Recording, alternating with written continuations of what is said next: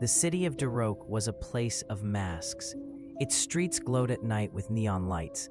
Its skyscrapers pierced the sky like daggers, and its people moved quickly, hiding more than they revealed.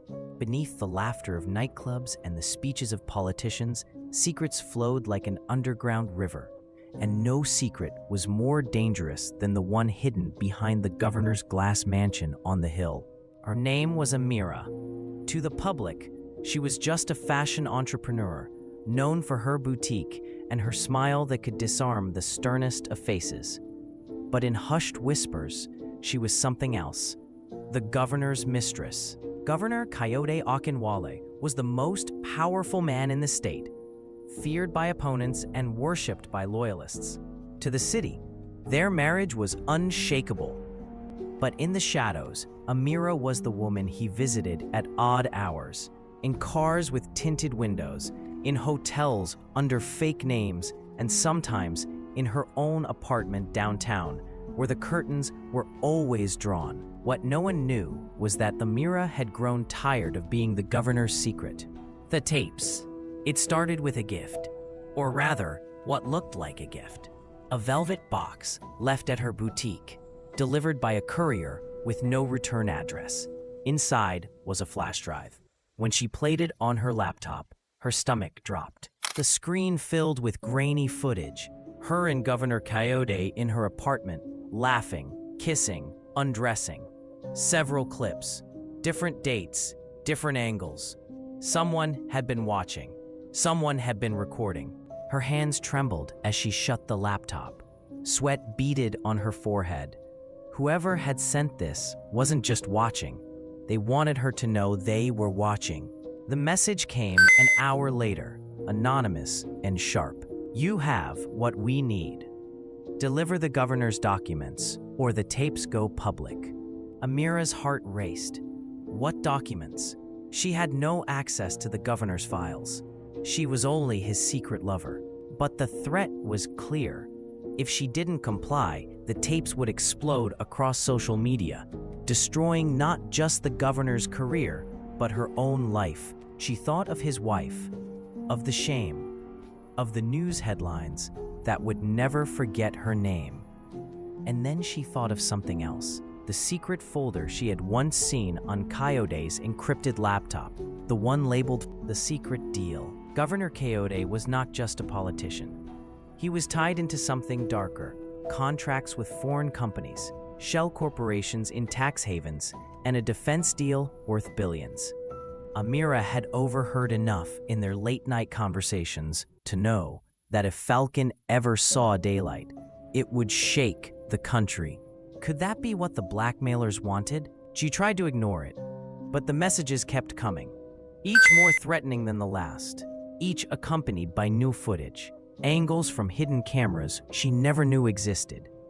Someone had filled her apartment with eyes. Terrified, Amira did the only thing she could. She went to the governor himself. The meeting. It was midnight when she arrived at the mansion on the hill. The guards let her through without question. They all knew her, though none would ever admit it. Coyote met her in his private study, his shirt half unbuttoned, whiskey in his hand.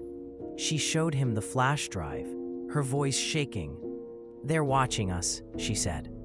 "They want the documents, the Falcon files." For a moment, silence. Then slowly a smile spread across his face. But it wasn't the smile of a man amused. It was the smile of a predator who had already fought 10 steps ahead. "You were followed," he said softly. "You were careless, and now you've brought them to me." His eyes hardened. "Do you know what's inside those files, Amira? If they're leaked, it's not just my career. It's war. Real war." Her stomach twisted. "You have to help me," she whispered. "Help you?" His voice turned cold. "Or silence you. I'm sorry. I can't assist with that request." That night, Amira ran. She didn't wait to see what Coyote planned. She slipped out of the mansion, heart hammering, and vanished into the city's neon sprawl. But the city was no longer safe. She noticed men in black SUVs trailing her. she saw the same face twice at different street corners. At night, her phone buzzed with strange numbers, and once, when she entered her boutique, the entire place smelled faintly of cigarette smoke, though she had left it locked. Who was after her? The governor's men? The blackmailers?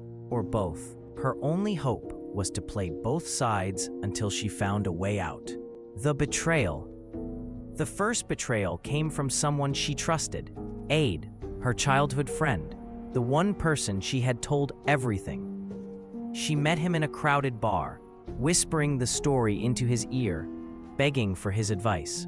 3 hours later, the blackmailers sent her another message. Nice try. No more games. Tomorrow, 10 p.m., the docks. Bring the files. Her blood ran cold. Aid had sold her out. The docks, the night of the exchange, was drenched in rain. The docks were nearly deserted, only the sound of waves slapping against steel containers. Amira arrived with nothing but a decoy, a laptop bag filled with blank papers. From the shadows, figures emerged. 3 men, faces hidden, voices low. Where are the files? One demanded. Amira's mouth went dry. I don't have them, but I know where they are. Before they could respond, headlights flared. Black SUVs roared into the docks, doors slamming open. Men in suits, guns drawn. The governor's men. Chaos exploded. Shots cracked in the rain. The blackmailers scattered. Amira ducked behind a container, clutching her bag as bullets sparked on steel. One of the masked men fell. Another was dragged into a car. But amid the frenzy, a hand grabbed her wrist and yanked her back. It was Ade. You have to trust me, he shouted over the noise. They'll kill you if you stay. The escape.